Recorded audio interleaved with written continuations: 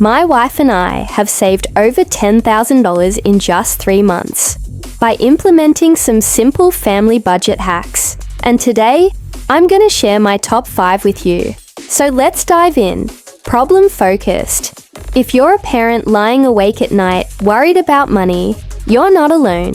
In fact, 73% of families live paycheck to paycheck. But 5 simple changes could transform your family's financial future starting today. Or story-based. 3 years ago, we had $200 in savings and 2 kids asking for everything. Today, we have a 6-month emergency fund, college savings, and our kids actually understand money. Here's exactly how we did it. Or question-based. What's the difference between families who build wealth and those who struggle? It's not income.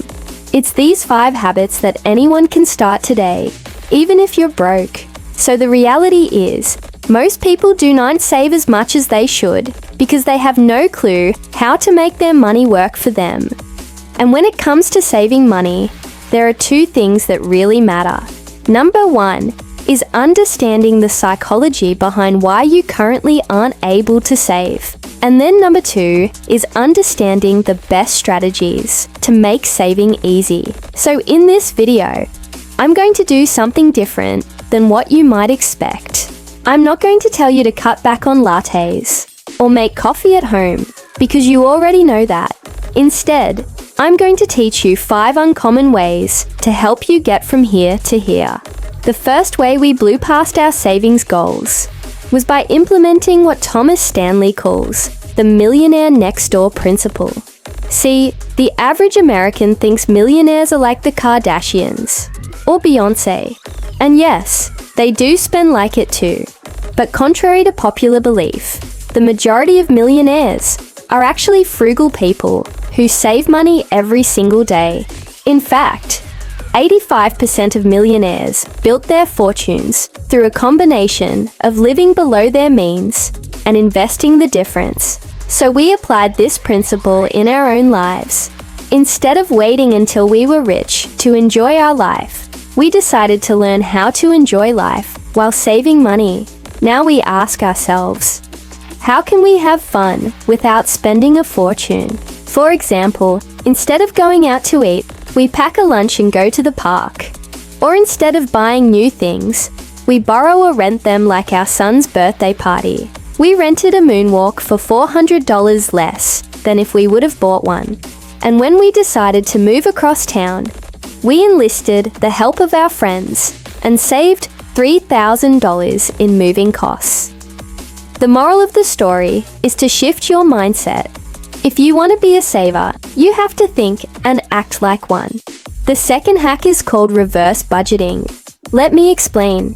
Traditionally, we create a budget by first listing out all of our expenses and then deciding how much money we need to earn to pay for them. But this method has a huge flaw. By the time you actually get paid, you've already spent it in your head and you haven't even earned it yet. So what reverse budgeting does is flip this around so that you put your savings into your bank account first before you decide how much you're going to spend. I'll give you an example. Every month when we get paid, I automatically transfer 20% of my income into our savings account. This means that our savings is non-negotiable and we only get to spend the rest. Then at the end of the month, we write out our bills and our variable expenses and see how much we can afford to spend on each one. If we have any extra money left over, great, we get to keep it. If not, oh well, we simply adjust the next month. The key to reverse budgeting is to start small and then build up from there.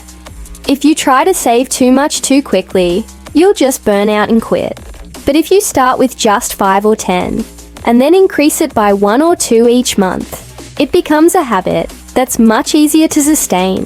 The third hack is what I call the 2-envelope system. Basically, you have 2 envelopes, one for fixed expenses and one for variable expenses. And you label them and then sort your cash into each one. Then once the money in an envelope is gone, you're done spending for that category for the month. For fixed expenses, this includes things like rent, mortgage, or loan payments. And for variable expenses, this includes things like groceries, dining out, entertainment, etc. The beauty of this system is that it helps you visualize your finances. Instead of just having one long list of expenses, you break them down into smaller categories, which makes it easier to manage. And then when you're done with an envelope, you're done spending for that category for the month. This helps you avoid the urge to overspend in one area by reminding yourself that you have other financial obligations to take care of. Plus, it makes it simpler to track your spending since you only have 2 envelopes, instead of dozens of credit card statements and bank accounts. Also, if you're one of those people who want to use cash or debit cards rather than credit cards, this is a great option for you. And now we come to the 4th hack, automation. Automation can make saving money effortless by setting up automatic transfers from your checking account to your savings account. You can also automate your debt payments by setting up autopay on your loans and credit cards. This will ensure that you make on-time payments every month and avoid late fees. Automation takes the emotional aspect out of saving and paying off debt and makes it a non-negotiable part of your monthly budget. There are plenty of apps available that can help with this, like Rocket Money, Monarch Money, or the Cash App. My favorite way to automate my savings is by using a roundup app like Acorns. With this app, you link your debit or credit card, and anytime you make a purchase, Acorns rounds up to the nearest dollar and invests the spare change for you. For example, if you buy a cup of coffee for $2.75, Acorns will round up to $3 and invest the 25 cents. It's a super easy way to save and invest without having to think about it.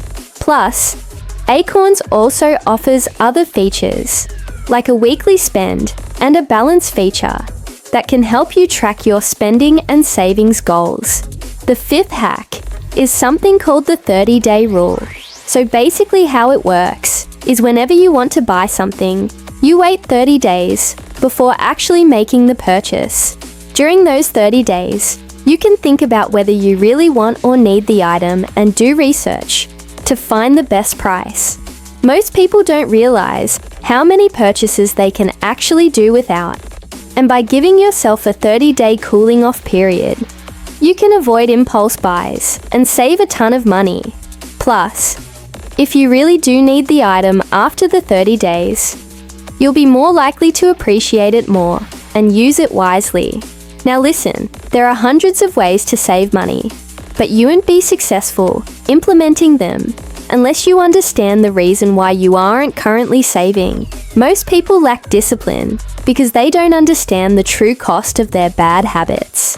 They don't realize how much money they're wasting on subscriptions they don't use, clothes they don't need, or eating out all the time.